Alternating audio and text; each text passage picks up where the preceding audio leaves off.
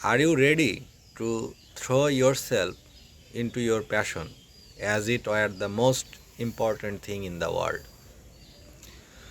অর্থাৎ আপনি কি আপনার যেটা প্যাশন বা ভালো লাগা সেটাতেই পূর্ণ মনোযোগ দিতে চান, যেন এটাই আপনার সব কিছু? হ্যাঁ, অবশ্যই সেরকমটাই আসলে হওয়া উচিত। প্রত্যেক মানুষেরই একটা প্যাশন থাকতে হয়, একটা লক্ষ্য থাকতে হয় এবং সেই অনুযায়ী কাজ করতে হয়। এটাই হচ্ছে তার জীবনে চলার ড্রাইভিং ফোর্স বা চালিকা শক্তি। কারণ এটাই হচ্ছে সবচেয়ে গুরুত্বপূর্ণ একটা বিষয়, এবং সেই ডিসকভারিটা নিজেরই করতে হয়, এবং সেই ডিসকভারিটা করার পরে সঠিক ট্র্যাকে থাকার জন্য we need will power and effort.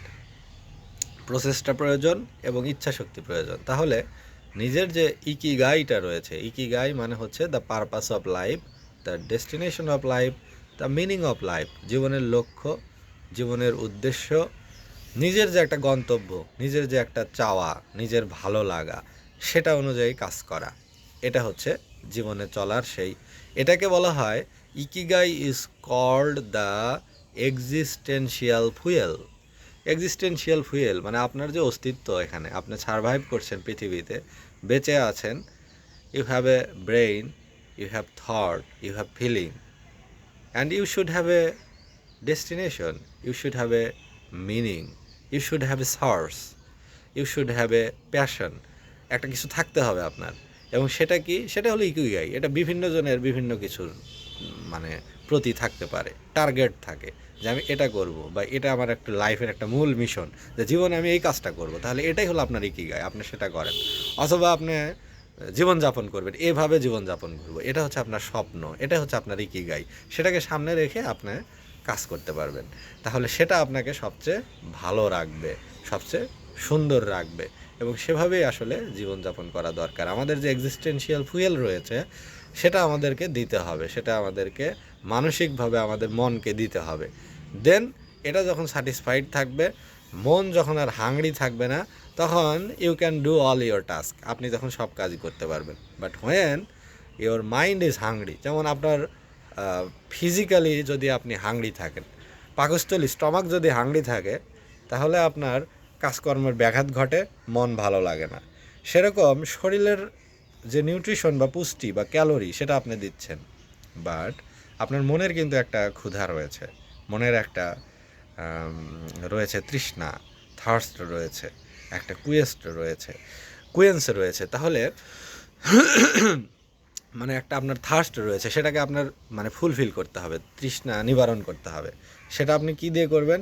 সেটা হচ্ছে মানসিক যে ভালো লাগা সেগুলো দিয়ে।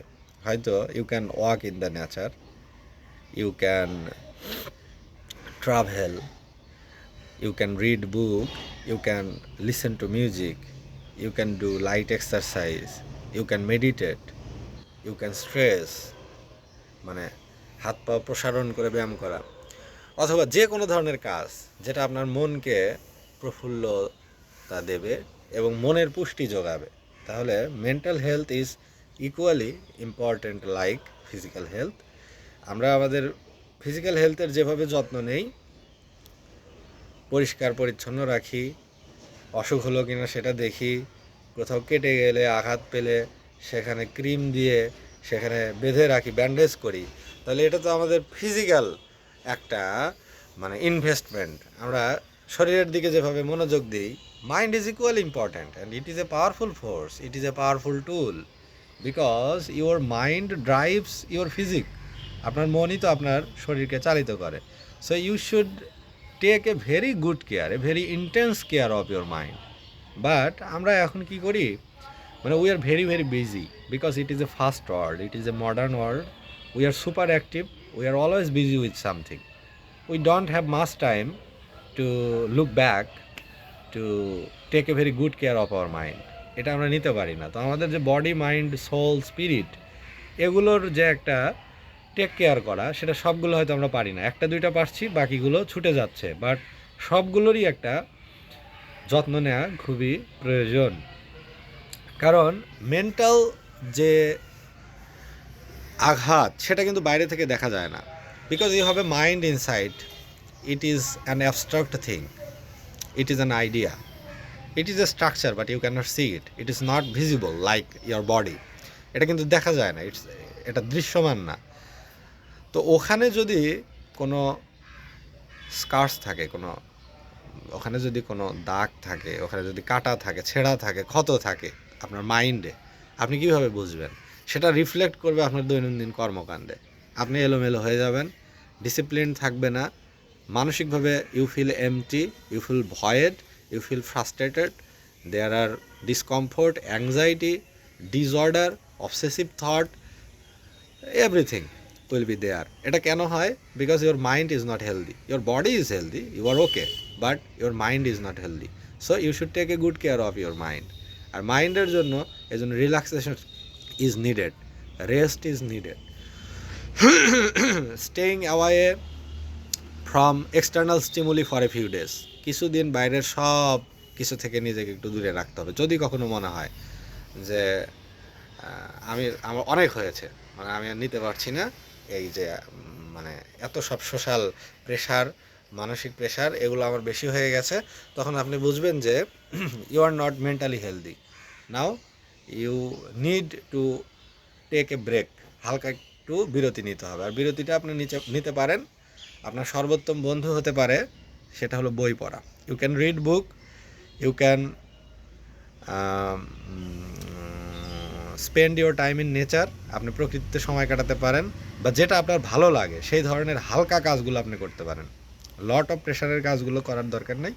যে কাজগুলো আপনার মনকে আনন্দ দেয়, আপনি ছবি আঁকতে পারেন, আপনি লিখতে পারেন, যেটা করে আপনার হালকা লাগে, মনের যে একটা এক্সারসাইজ আছে বা একটা মাইন্ড এক্সারসাইজ আছে, সেগুলো আপনি করতে পারেন।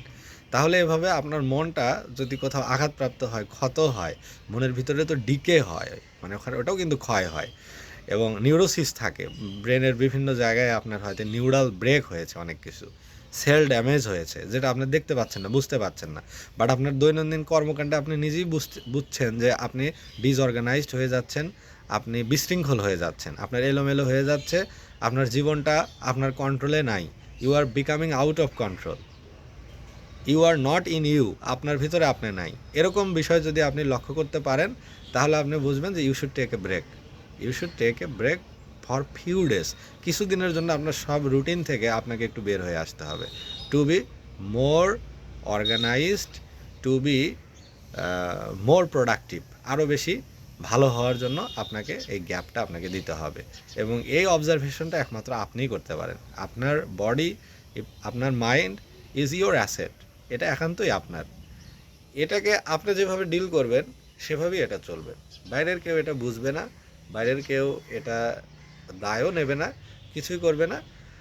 এবং বাইরের স্টিমুলি বা বাইরের মানুষের এক্সপেকটেশন, বাইরের যে প্রেশার, এটা আপনার অলওয়েজ থাকবে, but you have to live a life of your own. আপনার নিজের জীবন একান্ত বেঁচে থাকা আপনার জন্য গুরুত্বপূর্ণ, ফর ইউ অনলি, কারণ এটা একান্তই আপনার এবং এটার দায়িত্ব আপনার। It is your responsibility to take a very good care of your mental and physical wellbeing.